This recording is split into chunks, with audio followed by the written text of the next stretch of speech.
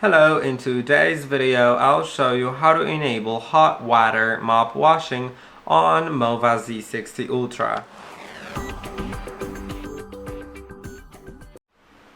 The robot automatically washes the mop during cleaning, depending on how large your apartment is.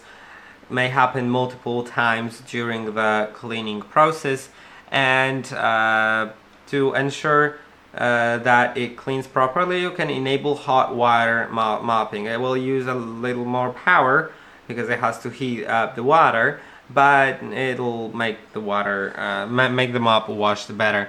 When you click on three dots in the top right corner, you will be able to find dock settings, mop washing settings, and then you can change the water temperature to normal, which is not heating, mild, which is going to just slightly heat it up, warm, or high temperature. Feel free to set it to whichever one you like, and I hope that this video was helpful. Don't forget to like and subscribe, and I'll see you in the next one.